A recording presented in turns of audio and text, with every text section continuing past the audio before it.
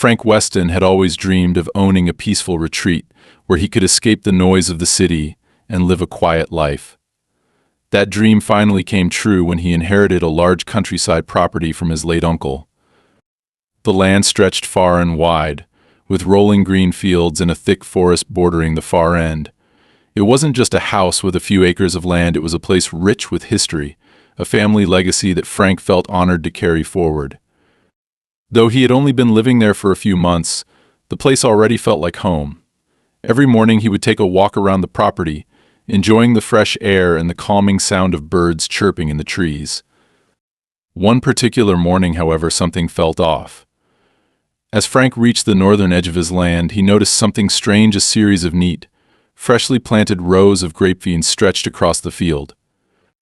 At first, he thought he had wandered too close to the neighboring property, but after a moment of observation, he realized the vines were clearly planted on his side of the boundary. Confused, Frank paced back and forth, studying the rows of grapevines more closely. He was certain he had walked this part of the land before, and there had never been anything planted here. What puzzled him even more was how professionally the vineyard had been laid out. Whoever planted these vines had done so with precision. They had taken time to measure out the rows and install proper supports for the plants. It didn't seem like the work of some amateur hobbyist trying their hand at gardening. Frank stood there for a while, trying to make sense of the situation. He knew his uncle's land had been sitting idle for several years before it passed to him, but there had never been any mention of shared use agreements with neighbors or anything of the sort. So who would plant a vineyard on his property without even asking? Still perplexed, Frank decided to head back to the house. He needed more information before jumping to conclusions. After making a quick breakfast, he pulled out the folder of property documents his uncle had left behind. Frank had reviewed them before moving in, but now he went through them again more carefully, paying special attention to anything that might indicate shared rights or old agreements. He found nothing of the sort. According to the legal descriptions in the documents, the land clearly belonged to his family, and there were no easements or shared property clauses mentioned anywhere. Feeling slightly more confident, Frank decided he would pay a visit to his nearest neighbor, Greg Reinhardt, to get some answers. Greg was someone Frank had seen only a few times since moving in. He was a man in his late 40s, always dressed sharply despite living in the countryside. There was something about Greg's demeanor that made Frank uneasy. He always seemed a bit too friendly, his smile a little too forced, as though he was used to getting what he wanted through charm alone. As Frank approached Greg's house, he noticed a group of workers loading tools and supplies into a truck parked outside. Judging by their equipment, it didn't take much guessing to figure out who had planted the vineyard. "Hey Frank, what brings you over?" Greg called out cheerfully, walking over with his hands tucked casually into his pockets. Frank didn't waste time with pleasantries. "Morning, Greg. I was just walking my property earlier, and I noticed something strange, a vineyard that seems to have been planted on my land. Do you know anything about that?" Greg's smile didn't falter, but there was a flicker of something in his eyes, something smug, as if he had been expecting this conversation. "Ah, yeah, that. I figured you'd notice sooner or later. Look, it's not a big deal. That area's been empty for years. I thought it'd be a nice way to put the land to good use, you know. Good for the community, good for everyone." Frank frowned. "Good for the community? Greg, that's my land. You didn't ask for permission." Greg shrugged nonchalantly. "Come on, Frank, we're neighbors. This is how things work out here. We help each other out, and besides, your uncle never minded. We had an understanding. I'm just continuing what we always did." Frank's frustration grew. He didn't know whether Greg was lying outright or bending the truth, but either way, it didn't sit right with him. "Greg, with all due respect, whatever arrangement you might have had with my uncle doesn't apply now. I own the land, and I'm asking you to remove the vineyard from my property." Greg's expression hardened slightly, though he kept up his friendly tone. "Look, Frank, I get it. You're new here, you don't know how things work yet. But trust me, this is all perfectly normal around here. No one's trying to take anything from you. Let's not make a big fuss over a few grapevines." Frank clenched his jaw, trying to stay calm. He wasn't about to let himself be manipulated. "I'm not making a fuss. I'm just telling you that you don't have the right to plant anything on my land without permission. I'm giving you a fair chance to fix this before it becomes a legal issue." Greg chuckled softly, as though he found the idea amusing. "A legal issue? Really, Frank? We're neighbors. Do you really want to bring lawyers into this? Because if that's the road you want to go down, I promise you it'll be long and unpleasant." The thinly veiled threat hung in the air. Frank knew he couldn't let himself be intimidated, but he also realized Greg wasn't going to back down easily. This was going to be more complicated than he had hoped. Deciding not to push things further for the moment, Frank gave a curt nod. "We'll see about that. Have a good day, Greg." As he turned to walk away, Frank's mind was racing. He needed a plan. If Greg was serious about fighting him on this, he had to be ready. This wasn't just about a vineyard anymore. It was about protecting what was rightfully his. And Frank wasn't about to let anyone take that away from him. Back at his house, Frank tried to shake off the uneasiness left by his encounter with Greg. He had anticipated some resistance, but not the level of smug confidence Greg had shown. Something about the way his neighbor had dismissed the issue made Frank feel as though this wasn't just a misunderstanding or a casual case of overstepping boundaries. Greg's demeanor hinted at something more calculated, as if he believed he was completely within his rights to do whatever he wanted on Frank's property. Frank wasn't one to back down from a fight, but he was also smart enough to know that rushing in without preparation would only backfire. He needed more information. If this issue was going to escalate, he had to be ready with facts, evidence, and a clear understanding of his legal position. He started by reviewing the property documents again, this time even more thoroughly than before. He went through every page: deeds, boundary surveys, land use rights, but nothing indicated any kind of shared property agreement or communal land usage clause. The boundaries were clear, and everything on the north side of the line, including where the vineyard had been planted, was indisputably his. Satisfied that he had a solid legal footing, Frank decided his next move should be to consult a professional. A quick online search led him to a local land surveyor named Mark Dolan, who had a reputation for being thorough and reliable.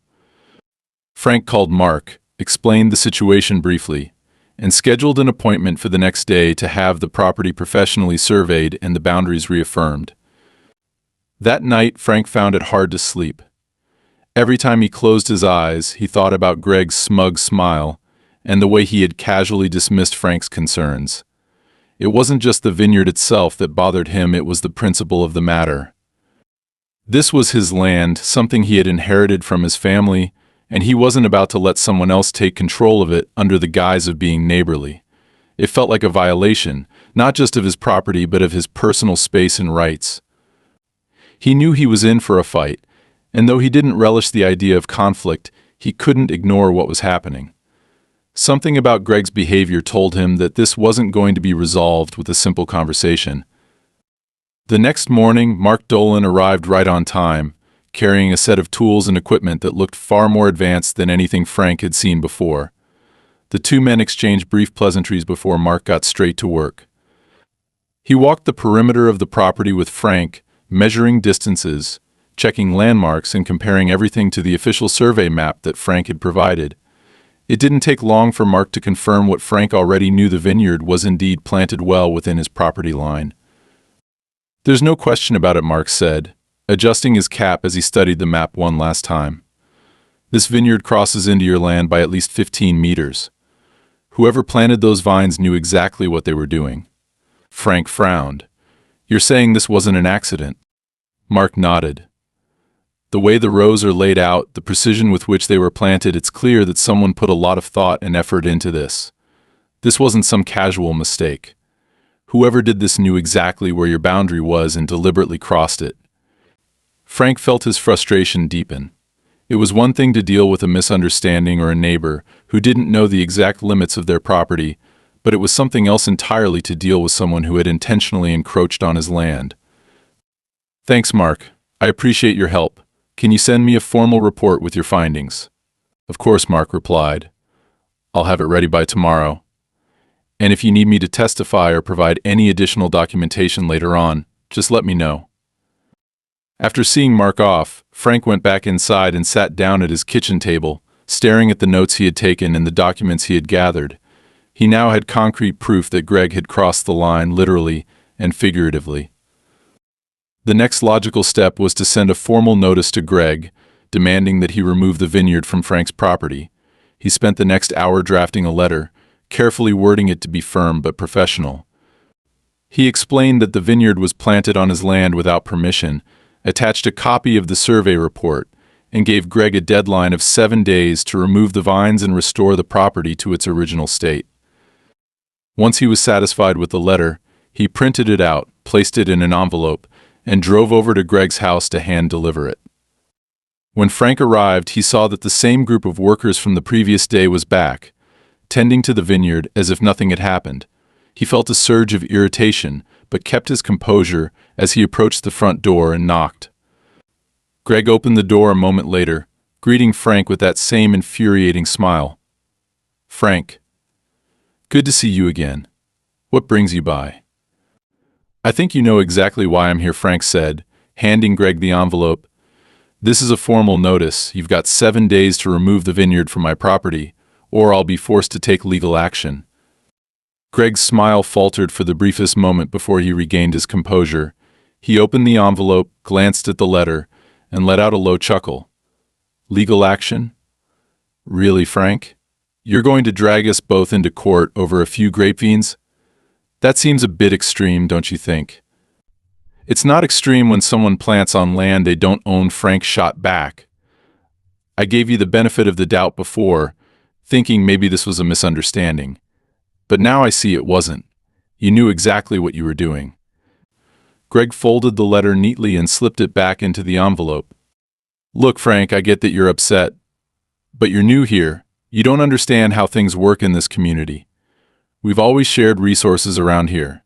Your uncle never had a problem with it, and frankly, most of the neighbors appreciate what I'm doing. This vineyard is good for everyone. Why don't you just let it be?" Frank's patience was wearing thin. "My uncle isn't here anymore, Greg? I am. And as the owner of this land, I have every right to decide what happens on it. If you don't remove the vineyard by the deadline, I'll have no choice but to escalate this." Greg's expression darkened slightly, though he maintained his outward calm. "All right, Frank, if that's the way you want to play it, fine. But just so you know, this isn't going to end the way you think. You're not the first person around here who's tried to stand in the way of progress."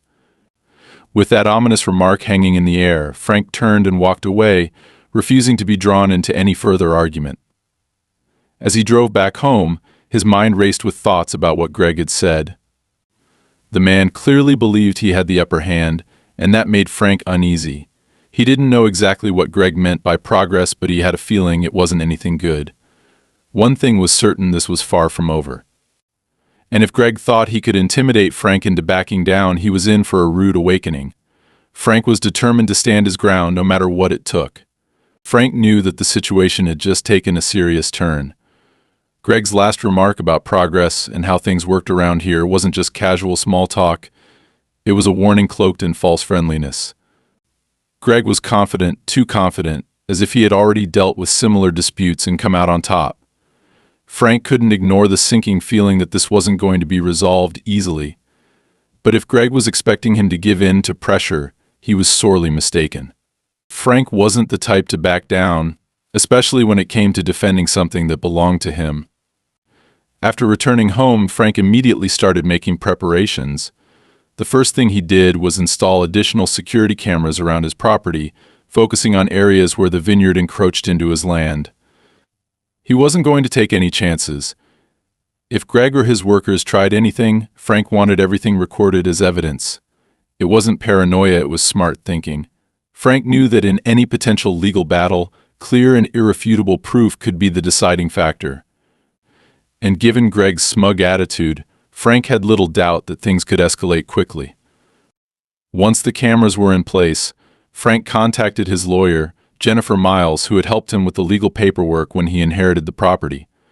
Jennifer was sharp, experienced, and known for her no-nonsense approach to legal disputes. Frank explained the situation in detail, including Greg's unauthorized vineyard planting, the recent survey results, and the formal notice he had delivered. Jennifer listened carefully, asking questions to clarify key points before offering her advice.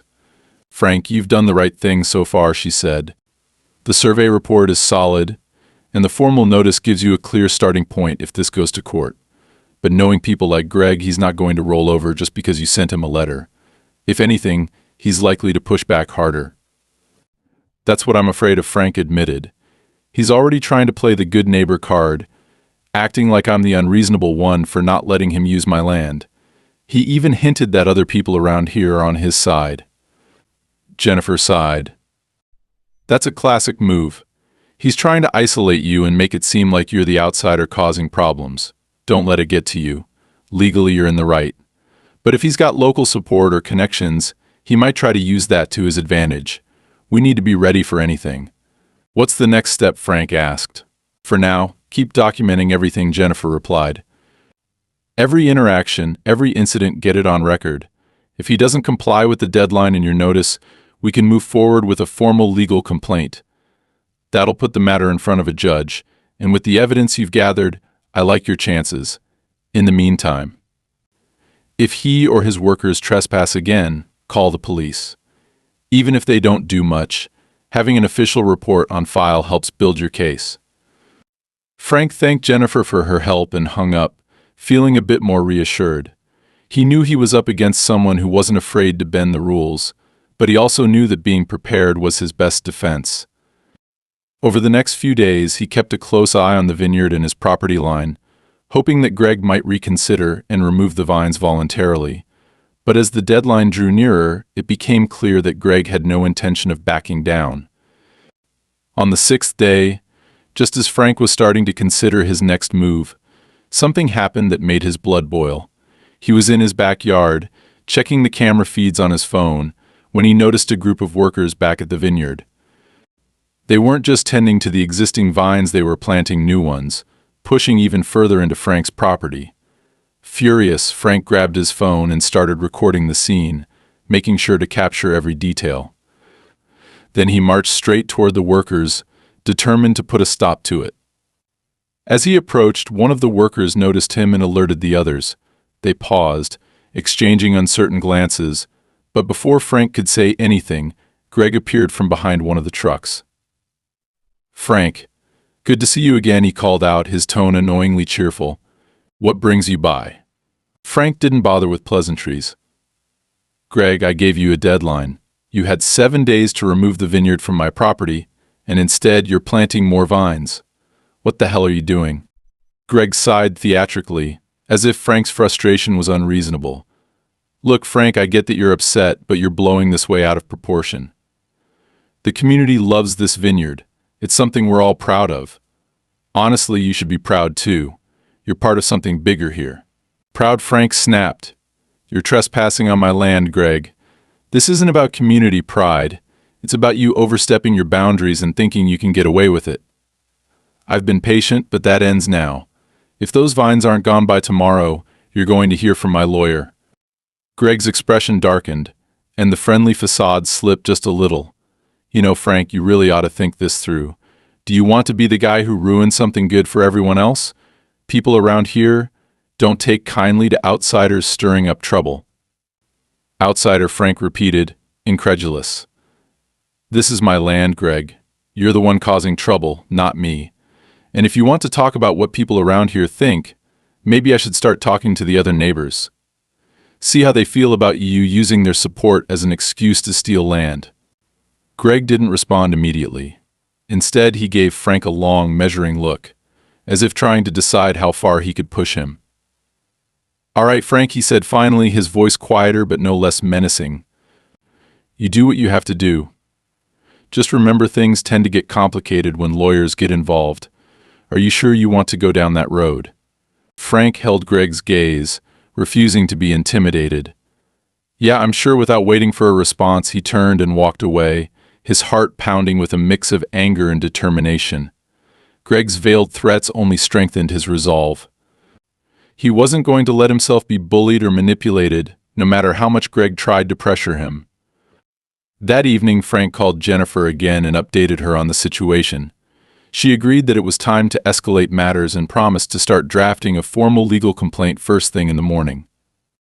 "We'll hit him hard and fast," she said. Once he gets the complaint, he'll realize you're not bluffing. If he's smart, he'll back off before this goes any further. But Frank wasn't so sure. Something told him that Greg wasn't the type to back down easily. He was too invested in whatever scheme he was running, too confident that he could outmaneuver Frank. And as much as Frank hated to admit it, there was a part of him that wondered just how far Greg was willing to go. The next day, things took an even more disturbing turn. Frank woke up to find that someone had knocked over his mailbox during the night. It wasn't just a random act of vandalism, the post had been completely uprooted, and the box itself was dented and scratched. Frank's gut told him that this was no coincidence. Whether it was Greg himself or someone working on his behalf, the message was clear: back off, or things will get worse. Frank called the police to report the incident, but as Jennifer had predicted, there wasn't much they could do without evidence of who was responsible. Still, Frank made sure to document everything, adding it to the growing file he was keeping on the dispute. He wasn't going to let fear or intimidation deter him. If anything, the incident only made him more determined to see things through. As the day went on, Frank kept a close eye on his cameras, half expecting another provocation.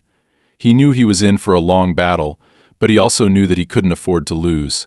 This wasn't just about a vineyard anymore, it was about standing up for himself and protecting what was his. And no matter how hard Greg tried to push him, Frank was ready to push back even harder. Frank didn't need anyone to tell him that things were escalating fast. The vandalism to his mailbox might have seemed like a petty act to outsiders, but to him, it was a clear signal that Greg wasn't playing around. This was turning into a game of intimidation, and Frank had no intention of letting himself be scared into submission. However, he also knew he couldn't afford to handle this like a personal grudge match. If he was going to win, he needed to stay calm, focused, and methodical.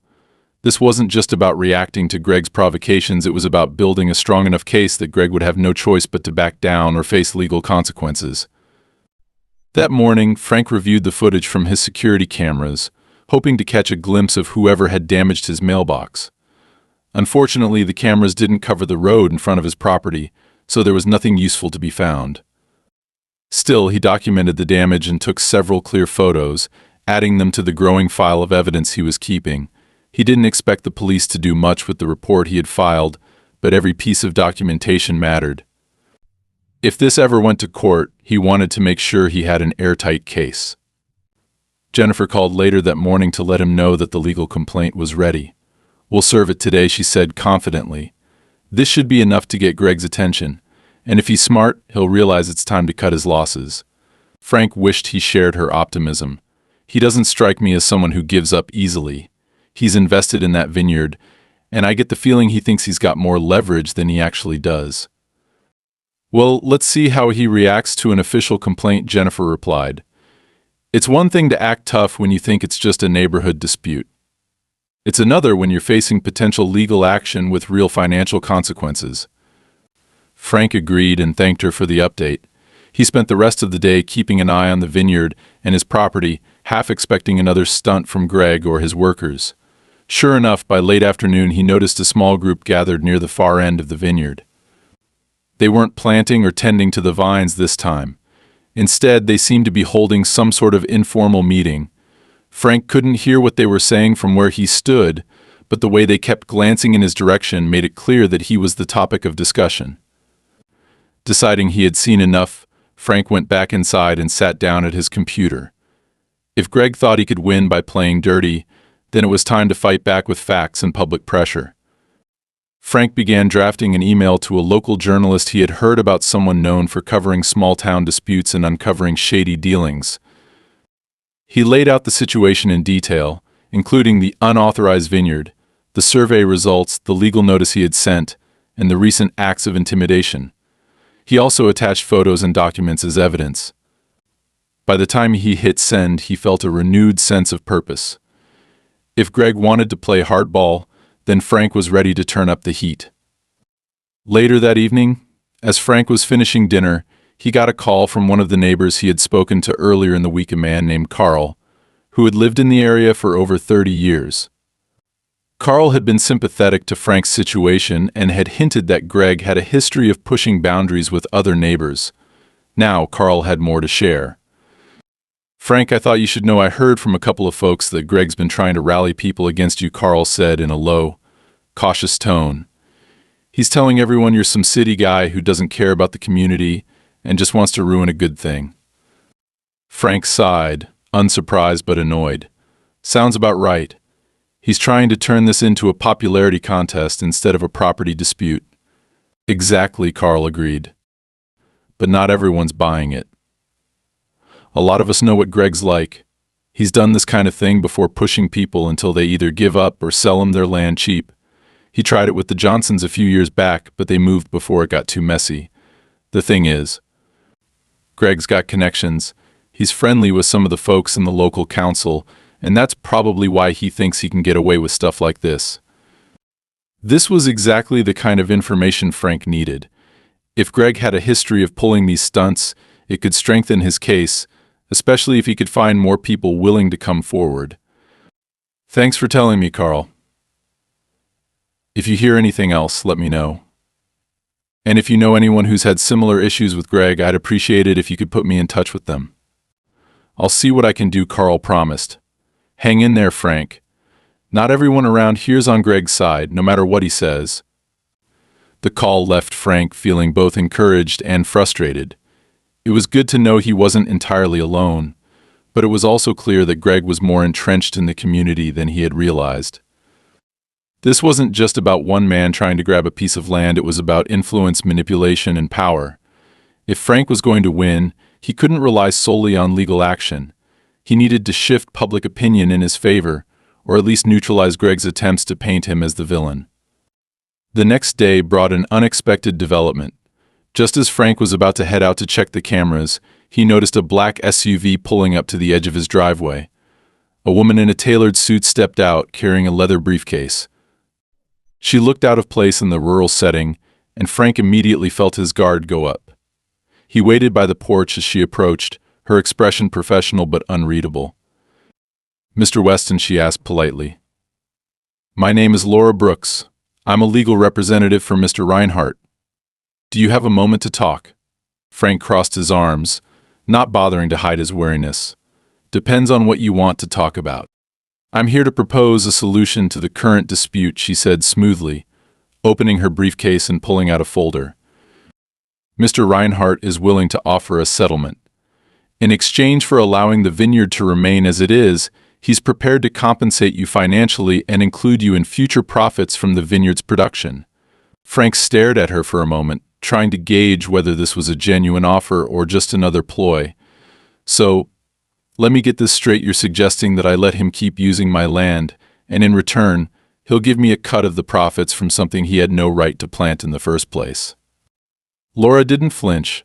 "I understand it's an unusual proposal, but it could be mutually beneficial.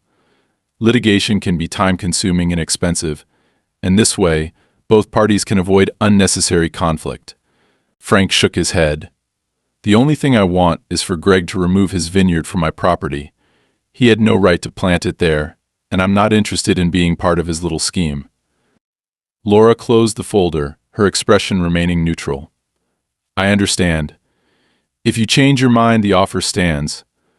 But I should warn you, if this goes to court, it could drag on for months, maybe even years. And during that time, the vineyard will remain where it is." Frank's eyes narrowed. "Is that supposed to scare me into giving up?" "Not at all," Laura replied calmly. "I'm simply stating the reality of the situation. Think it over, Mr. Weston. You have my number." With that, she turned and walked back to her SUV, leaving Frank standing on the porch, fuming. This wasn't just about the vineyard anymore, it was about power and control. Greg thought he could outlast Frank, wear him down until he gave in. But what Greg didn't understand was that Frank wasn't the kind of man who gave up easily. If Greg wanted a fight, he was going to get one. As the SUV drove away, Frank pulled out his phone and called Jennifer. "We've got a new development," he said. "Greg just sent his lawyer over with a settlement offer. He wants me to let him keep the vineyard in exchange for a share of the profits." Jennifer let out a short laugh. "That sounds like a desperate move. He knows he's on thin ice if he's trying to buy you off." "Yeah, but his lawyer made it clear they're willing to drag this out in court if I don't agree." "Let them try," Jennifer said confidently. "We've got the evidence, and we're ready to move forward. If he thinks he can bully you into backing down, he's in for a surprise." Frank hung up, feeling more determined than ever. Greg might have connections, resources, and a team of lawyers, but Frank had something even more important, a firm belief in doing what was right. And no amount of intimidation or legal maneuvering was going to change that. Frank had barely finished his call with Jennifer when he noticed something unusual on the live feed from his security cameras. One of the Vineyard workers was back, but this time he wasn't tending to the vines. He was standing at the edge of Frank's property near the newly installed cameras, holding what looked like a measuring device. The man scanned the area, occasionally looking over his shoulder, as if checking whether anyone was watching. Frank's instincts kicked in immediately, whatever the guy was doing. It wasn't part of normal Vineyard work. It felt deliberate, as though they were trying to figure out the extent of Frank's surveillance. Frank grabbed his phone and took several screenshots of the live feed, making sure to capture clear images of the man and his equipment. He didn't want to confront anyone directly at that moment. He needed to stay smart and keep gathering evidence. The fact that they were now actively scouting his property line suggested that Greg was preparing for something more serious. Whether it was a counterclaim or some other legal maneuver, Frank couldn't be sure, but one thing was certain: Greg wasn't backing down, and things were about to escalate. By late afternoon, Frank's suspicions were confirmed when he received a formal letter delivered by courier. The envelope bore the letterhead of a local law firm, and the contents made Frank's blood boil. The letter accused him of obstructing community development efforts and harassing Vineyard workers. It went on to claim that Frank's recent actions, including the installation of security cameras and the legal complaint, were attempts to intimidate Greg and prevent what the letter referred to as a community-enhancing agricultural project. The most infuriating part was the final paragraph, which stated that Greg would be filing a formal complaint with the local council, seeking a review of property boundaries and requesting temporary permission to continue Vineyard operations until the dispute was resolved. Frank read the letter twice, feeling his frustration grow with each word. This wasn't just a legal tactic, it was a blatant attempt to flip the narrative and paint Frank as the aggressor. Greg wasn't content with simply defending his illegal vineyard. He was trying to turn the tables and put Frank on the defensive. It was a bold move, but Frank wasn't about to let it work. Without wasting time, he forwarded the letter to Jennifer, along with the screenshots he had taken earlier. Less than 10 minutes later, his phone rang. Jennifer sounded calm but focused, her tone carrying the kind of sharp precision Frank had come to appreciate. "This is exactly the kind of thing I was expecting from Greg," she said. "He's trying to create enough noise to confuse the issue and make it seem like there's some legitimate question about who's in the right here. But don't worry, we've got this." "How do we respond?" Frank asked. "We don't get drawn into his game," Jennifer replied. "We stick to the facts. He can claim whatever he wants, but the law is clear: you own the land, and he's trespassing. I'll draft a response and file a counter to whatever complaint he submits to the council. In the meantime, keep documenting everything, and if they cross onto your property again, call the police." Frank nodded, feeling slightly reassured by her confidence. But even as he hung up, he couldn't shake the feeling that Greg wasn't done yet. The man had shown time and again that he was willing to push boundaries, both figuratively and literally, and Frank had no doubt that he'd try something else soon. It was only a matter of time. Sure enough, that evening brought another round of trouble. As dusk fell, Frank noticed movement near the far end of the property. Two men, dressed in dark clothing, were walking along the edge of the vineyard, carrying what looked like bags of fertilizer. At first glance, it seemed like they were just doing routine vineyard work, but something about their behavior seemed off. They moved quickly and quietly, avoiding the main paths and sticking close to the boundary line, as if trying to avoid being seen. Frank grabbed a flashlight and his phone, intending to get a closer look. As he approached, the men noticed him and immediately dropped the bags they were carrying, retreating into the vineyard without a word. Frank scanned the area with his flashlight and quickly spotted the bags lying in the grass. He crouched down and opened one of them, expecting to find fertilizer or vineyard supplies, but what he found made his stomach turn. Inside the bag were several small bottles of herbicide strong enough to damage or kill most plant life if used improperly. Frank didn't need to be an expert to understand what was happening. Greg wasn't just expanding his vineyard, he was preparing to eliminate any vegetation along the disputed boundary, likely to make it harder for Frank to reassert control over the land once the vines were removed. Furious, Frank took several photos of the bags and their contents before calling the police. He knew it was a long shot, but he needed to get this incident on record. To his surprise, the responding officer took the situation seriously. After listening to Frank's explanation and examining the evidence, the officer agreed to file an official report and promised to follow up with Greg in the morning. By the time the police left, it was well past midnight, but Frank wasn't ready to relax just yet. He spent the next hour reviewing his security footage and making sure all his documentation was in order. He knew that Greg would likely deny everything and try to spin the incident in his favor, but with the police report and the photos, Frank felt he had a solid foundation to counter any claims Greg might make. The next morning, Jennifer called with an update. "I just heard from the council," she said. "Greg officially filed his complaint, but we're in a good position. I've already submitted our response, and I'll be attending the council meeting with you. Don't worry, we've got more than enough to prove he's in the wrong." Frank appreciated her support, but he knew this was far from over. Greg wasn't just trying to win a legal dispute, he was trying to wear Frank down, hoping that the stress and constant pressure would eventually make him give up. But Frank wasn't about to give him that satisfaction. He had come too far to back down now. As the day went on, Frank noticed something strange. None of Greg's workers showed up at the vineyard. The place was eerily quiet, and for a moment Frank wondered if Greg was finally starting to back off. But that hope was short-lived. Around noon, a large truck arrived at the vineyard, and a team of unfamiliar workers began unloading new equipment. Frank couldn't tell exactly what they were doing, but it didn't look like routine maintenance. He took several photos from a distance, planning to review them later. That evening, Carl called again with another piece of valuable information. "I talked to some folks who used to work for Greg," he said. "Apparently he's been bragging about some new investor who's backing the vineyard project. That might be why he's been so aggressive lately. He's got someone with deep pockets funding him." This revelation added a new layer to the situation. If Greg had financial backing from an outside investor, it explained why he was willing to go to such lengths to hold on to the vineyard.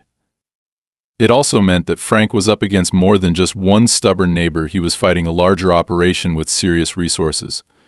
Frank relayed the information to Jennifer, who agreed that it was a significant development. If he's got investors involved, they're not going to want any bad publicity. We can use that to our advantage. Let's see how they react once the council starts asking questions. The next few days passed in a tense blur as both sides prepared for the upcoming council meeting. Frank knew it was going to be a pivotal moment in the dispute. If the council ruled in his favor, it would put Greg on the defensive and make it much harder for him to continue his schemes.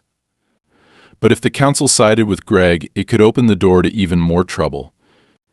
As he sat on his porch that night, watching the stars and listening to the distant sounds of the countryside, Frank felt a mix of exhaustion and determination. He hadn't asked for this fight, but now that it was here, he was ready to see it through to the end. No matter what tricks Greg tried to pull, Frank was determined to protect his land and his future, and with the support of people like Jennifer and Carl, he knew he wasn't alone in this battle. The day of the council meeting arrived with an uneasy stillness that Frank couldn't shake. He had prepared as much as he could. Jennifer had gone over every document, photo, and piece of evidence he'd gathered, ensuring they had everything necessary to make a compelling case. But no amount of preparation could completely ease the tension in his gut. This wasn't just about presenting facts, it was about cutting through the web of lies and manipulation that Greg had been spinning. Frank knew Greg had influence in the community and likely had more than a few allies sitting on the council. The odds weren't in his favor, but he was determined to fight tooth and nail. When Frank arrived at the small town hall, the place was already buzzing with activity. He spotted Greg standing near the front, flanked by several of his workers and a couple of well-dressed men who looked like investors. Greg caught Frank's eye and offered a smug smile, as if he already knew the outcome. Ignoring the provocation, Frank walked over to Jennifer, who was waiting near the entrance, flipping through a thick folder of paperwork. Ready? She asked. As ready as I'll ever be, Frank replied, his voice steady despite the tension in his chest. The council meeting began promptly, with the chairperson calling for order and laying out the agenda. Frank listened carefully as Greg's lawyer, Laura Brooks, opened the proceedings by presenting their side of the story.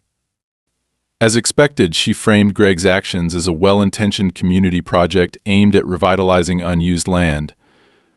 She claimed that Greg had been working with the late owner, Frank's uncle, under a verbal agreement to develop the vineyard, and that Frank was unfairly trying to shut down a project that would benefit the entire town.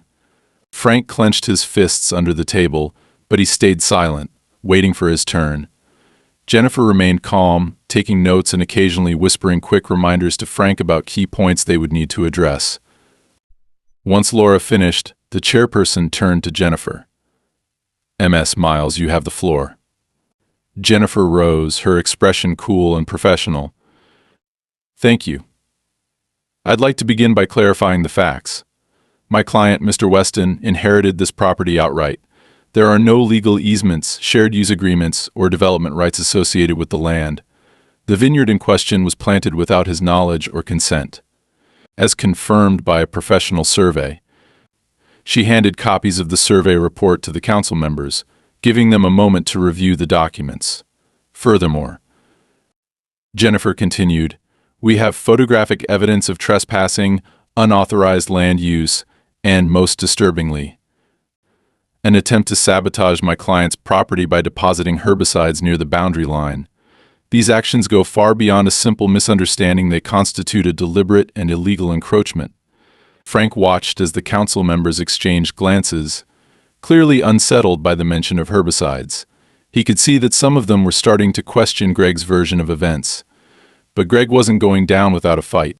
"That's a complete mischaracterization," Greg interjected, rising to his feet. "I've been working on that land for years. Frank's uncle and I had an understanding. Just because it wasn't on paper doesn't mean it didn't exist. All I've tried to do is continue what we started, and now Frank's trying to tear it all down."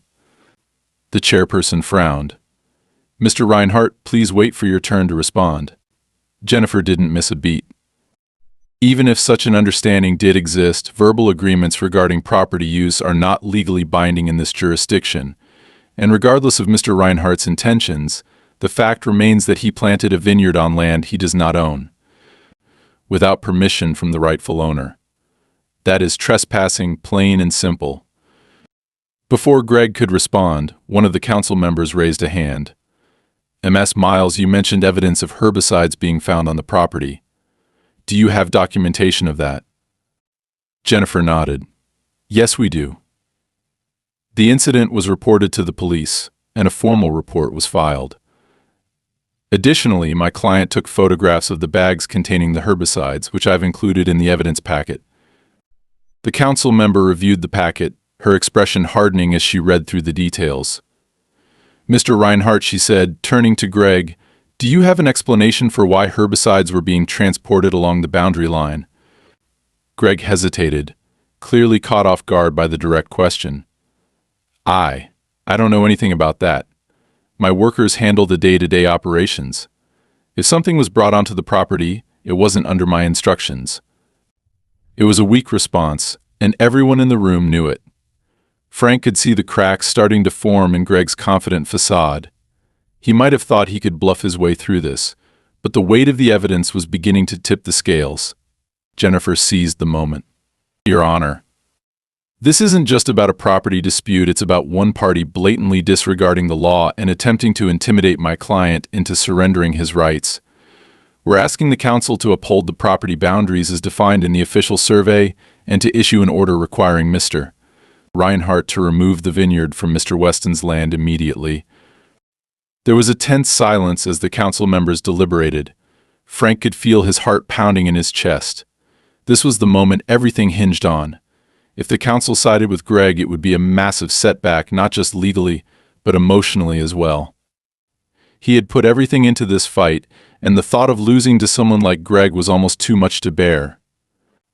Finally, after what felt like an eternity, the chairperson cleared her throat. After reviewing the evidence and hearing both sides, It is the decision of this council to uphold the property boundaries as defined by the official survey. Mr. Reinhardt is hereby ordered to remove all vineyard installations from Mr. Weston's property within 30 days. Failure to comply will result in further legal action. Relief washed over Frank like a wave. He hadn't realized just how tightly he had been holding onto his composure until that moment. Jennifer gave him a reassuring nod, and for the first time in days he allowed himself to breathe easy. Greg, on the other hand, looked furious. He leaned over to his lawyer, whispering something heatedly, but it was clear that he had lost this round. The council's decision was final, and there was nothing he could do about it. As the meeting adjourned, Frank and Jennifer gathered their things and prepared to leave. Before they could make it to the door, Greg approached them, his expression dark with barely contained anger. "This isn't over, Frank," he said quietly. "You've made an enemy today." Frank met his gaze without flinching. "It was over the moment you decided to mess with something that wasn't yours. Next time, try respecting other people's property." Greg didn't respond. He turned and stormed out of the hall, followed closely by his lawyer and the group of investors. Frank knew that Greg's threat wasn't empty. People like him didn't let go of grudges easily. But for now, Frank had won the battle, and that was enough. As they walked out into the crisp evening air, Jennifer turned to him with a satisfied smile. "You did well today, Frank. We couldn't have asked for a better outcome." "Thanks," Frank said, his voice steady but tired. "I just hope this really is the end of it." Jennifer shrugged. "We'll be ready if it's not. But for now, go home, get some rest, and enjoy the fact that you stood your ground and won." Frank nodded, grateful for her support. He had fought hard to protect what was his, and while the fight might not be completely over, he felt stronger knowing that he could face whatever came next. In the days following the council's decision, Frank finally began to feel a sense of relief. For the first time in weeks, he could walk around his property without the constant tension of wondering what Greg might try next. The ruling had been clear. Greg had 30 days to remove the vineyard, and failure to comply would result in significant legal consequences. Jennifer assured Frank that if Greg so much as delayed the process, they would be ready to take immediate action. But despite her confidence, Frank couldn't fully relax. He knew Greg well enough by now to expect that the man wouldn't go down quietly.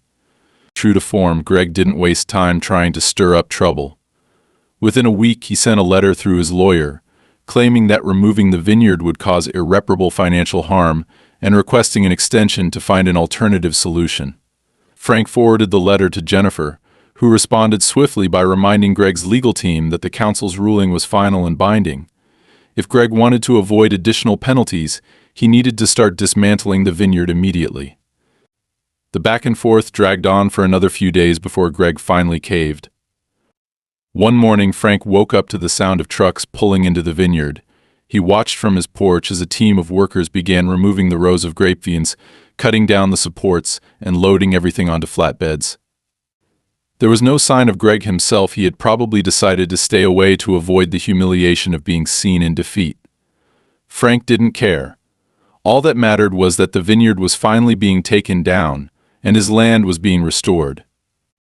As the work continued, Frank reflected on everything that had happened over the past month. What had started as a simple property dispute had turned into a drawn-out battle involving lawyers, council meetings, and even threats. It had tested his patience, his resolve, and at times his sanity. But in the end, he had stood his ground and protected what was his. That knowledge brought him a quiet sense of pride. He hadn't wanted a fight, but when it came to defending his family's legacy, he hadn't hesitated. By the time the vineyard was fully removed, the field looked barren and scarred. The workers had cleared out everything, leaving behind only the bare earth where the rows of vines had once stood. It wasn't a pretty sight, but to Frank it represented something important: victory, and the reclaiming of what rightfully belonged to him. Over the next few weeks, Frank threw himself into restoring the land. With the help of a few neighbors, including Carl, he began planting new grass and native plants to revitalize the soil. It was hard work, but it was also therapeutic. Each day spent working on the land helped him put the conflict behind him, bit by bit. Carl, who had become a good friend through the ordeal, often stayed late into the evening, sharing stories about the town's history and offering advice on which plants would thrive in the local climate. "You did good," Frank Carl said one evening as they packed up their tools. "Not many people would have had the guts to stand up to Greg the way you did. Most folks around here figured he'd wear you down like he's done to others before. But you showed him he couldn't push you around." Frank smiled, wiping sweat from his brow. "I couldn't have done it without people like you backing me up. Knowing I wasn't alone made a big difference." Carl chuckled. "Well, don't get too sentimental on me. You might be part of the community now, but we'll still expect you to keep that fence in good shape." They both laughed, the tension of the past few weeks finally giving way to a sense of normalcy. For the first time in a long while, Frank felt truly at peace. The land was his again, and he could finally focus on building the future he had envisioned when he first moved in. A few days later, Frank received a call from Jennifer with some unexpected news. "I thought you'd like to know," she said. "Greg sold his property." Apparently, after losing the vineyard, he didn't see much reason to stick around. Frank was surprised but not entirely shocked. Greg's entire plan had hinged on the vineyard, and without it, there wasn't much keeping him tied to the area. "Good riddance," Frank said. "Hopefully whoever moves in next knows how to be a decent neighbor." "Let's hope so," Jennifer agreed. "In the meantime, enjoy the peace and quiet. You've earned it." Hanging up the phone, Frank stood by the window, looking out over his land. The scars left by the vineyard would take time to heal, but he was in no rush. This was his home now, and he was determined to take care of it, one step at a time. He had faced down a powerful opponent, stood up for what was right, and come out stronger on the other side. The battle might have been hard fought, but in the end, it was worth it. As the sun set over the horizon, casting a warm golden glow over the fields, Frank took a deep breath and allowed himself a rare moment of satisfaction. He had reclaimed not just his land, but his sense of purpose. Whatever challenges lay ahead, he knew he could face them head-on, with the same quiet strength that had carried him through this ordeal.